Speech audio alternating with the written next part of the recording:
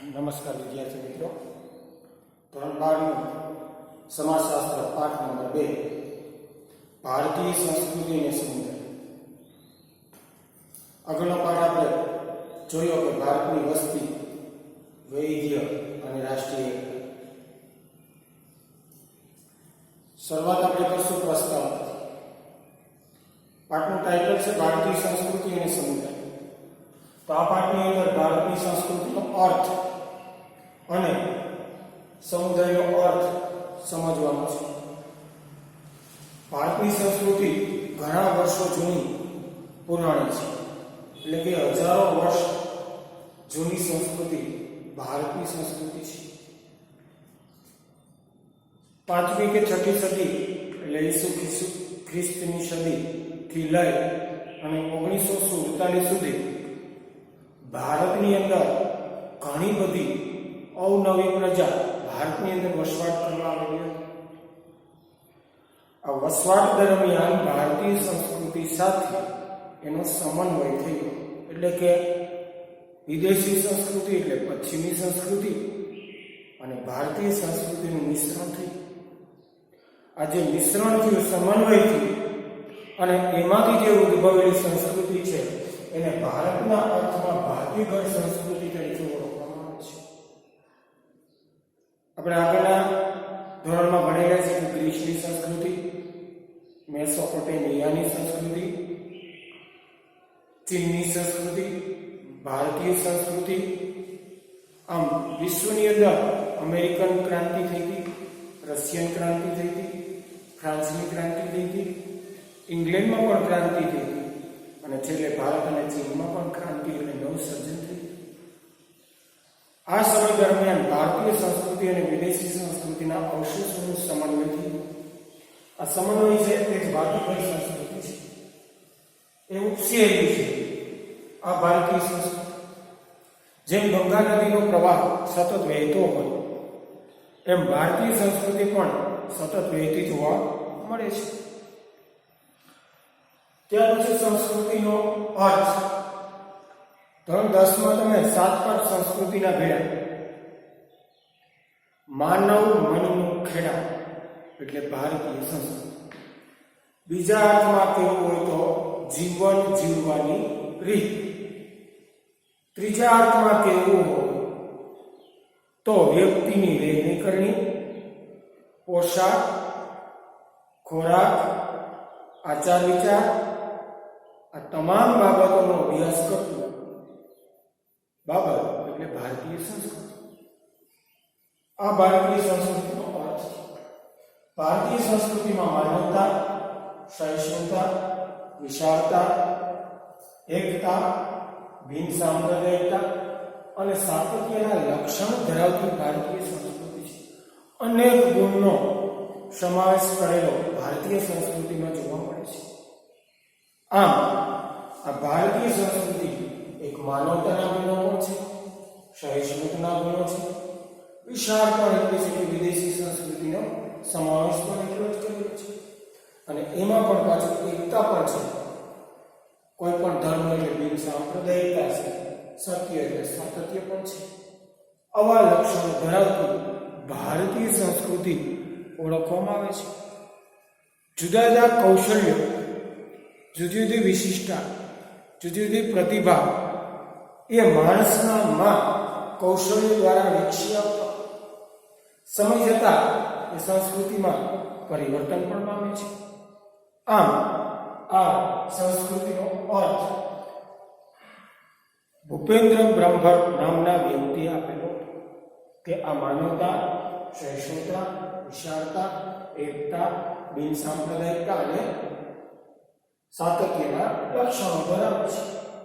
ભારતીય સંસ્કૃતિમાં વ્યક્તિ છે એ લાગણી અનુભવે છે, લાગણી સાથે બુદ્ધિનો પણ ઉપયોગ કરે છે. એટલે એમ પણ કહેવાય કે ભારતીય સંસ્કૃતિમાં લાગણી અને બુદ્ધિની પણ પૂજા કરવામાં આવે છે અને આ લાગણી, આ બુદ્ધિ એ માણસના વિકાસમાં પણ ઉપયોગી છે. અને ભારતીય સંસ્કૃતિમાં સુંદર, શિવ અને સત્ય પણ દેખાય છે. સુંદર પણ સંસ્કૃતિ છે, સત્ય પણ છે અને શિવ પણ છે. આ ભારતીય સંસ્કૃતિમાં ભૂપેન્દ્ર બ્રહ્મભટ્ટ નામના સમાજશાસ્ત્રીએ ભારતીય સંસ્કૃતિનું આલેખન કરેલું છે. ત્યાર પછી ભારતીય સંસ્કૃતિના લક્ષણ 5 લક્ષણો આપવામાં આવેલા છે.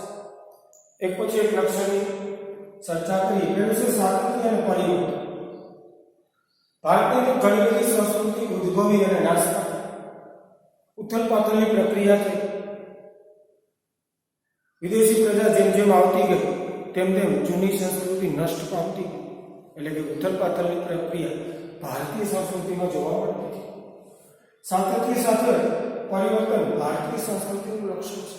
સમય બદલાય, સમય આગળ વધે એટલે સંસ્કૃતિમાં પણ પરિવર્તન આવે. ધોરણ 11 માં એક શબ્દ વાપરતો, ફેશન. ફેશન એટલે નવું કંઈક અપનાવવું. જે નવું અપનાવીએ છીએ. ફેશન એક પ્રકારના પ્રાચીન સમયનો શબ્દ પરિવર્તન છે. અત્યારે આપણે એને ફેશન શબ્દ વાપરીએ. પોશાક બદલીએ, રહેઠાણ બદલીએ, ખોરાક બદલીએ, આ બધું છે એ પરિવર્તન છે. એ પરિવર્તન એ સાતત્ય સાથે છે. એ ભારતીય સંસ્કૃતિનું પાયાનું લક્ષણ છે. પ્રાચીન સમયમાં ઘણા બધા આંદોલનો સંસ્કૃતિ માટે થયા. ઘણા બધા પરિવર્તનો આવ્યા.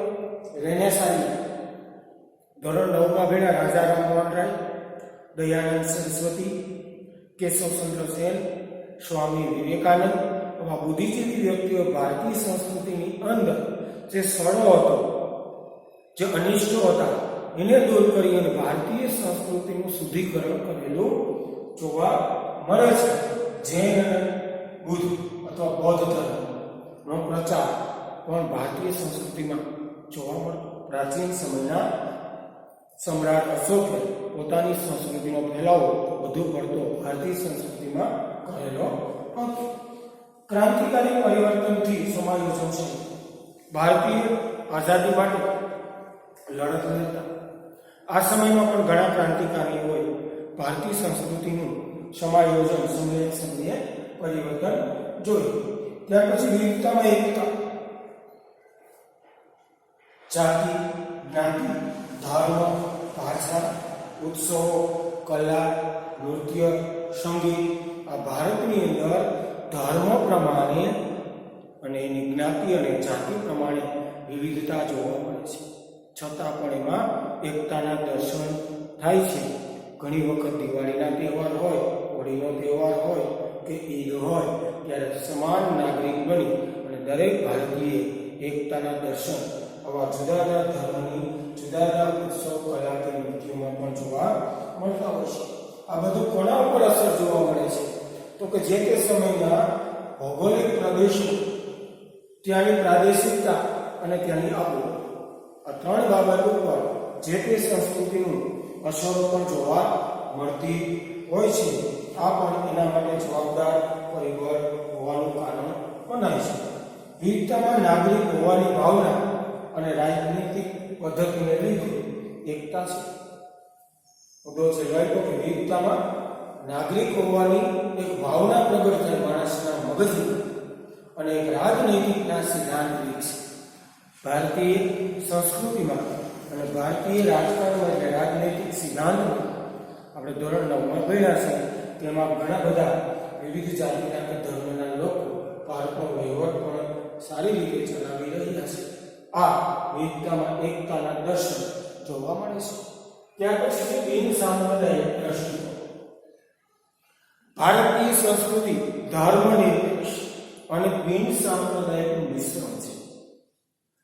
ધર્મનિરપેક્ષ અને બિન સાંપ્રદાયિકનું મિશ્રણ છે. એ પણ આપણે જોયું, આગળના પાઠમાં જોયું છે કે ભારતની અંદર ધર્મ કુલ 8 કે 9 નું વર્ણન છે. કોઈ પણ ધર્મ કોઈ પણ વ્યક્તિ પાળી શકે છે, એનો તહેવાર, એનો ઉત્સવ ઉજવી શકે છે અને એની સંસ્કૃતિનો ફેલાવો પણ કરી શકે છે અને કોઈ પણ ધાર્મિક સ્થળની મુલાકાત પણ લઈ શકે છે. આ ભારતની એકતાના દર્શન કરાવતું બિન સાંપ્રદાયિકનું એક આ ભારતીય સંસ્કૃતિનું લક્ષણ છે. પછી વૈશ્વિક દ્રષ્ટિકોણ. સમગ્ર વિશ્વને શાંતિ અને સદભાવનાનો સંદેશો ફેલાવવાનું કામ ભારતીય સંસ્કૃતિ કરે છે. વિશ્વની સંસ્કૃતિને એક શાંતિ સ્થાપવા માટેનો સંદેશાનું આહ્વાન કરે છે, અપીલ કરે છે. એવો સંદેશો ફેલાવે છે. વસુધૈવ કુટુંબકમ, ડોક્ટર સર્વપલ્લી રાધાકૃષ્ણ આપેલું વસુધૈવ કુટુંબકમ. વિશ્વ છે એક પક્ષીનો માળો છે. એ પક્ષીના માળાની અંદર રહેલા પક્ષી એ ભારતીય વિશ્વ છે.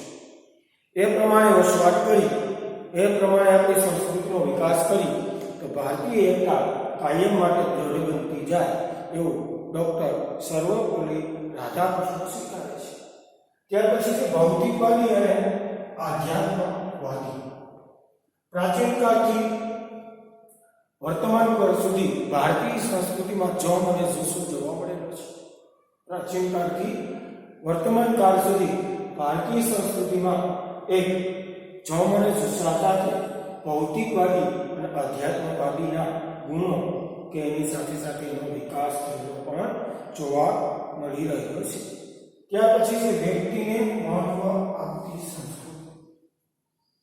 વ્યક્તિમાં વિશ્વાસ, વ્યક્તિવાદી અને ભારતીય સંસ્કૃતિ, ભારતીય કલ્ચર. ભારતીય નાગરિકમાં ભારતીય સંસ્કૃતિના ગુણનો વિકાસ થાય.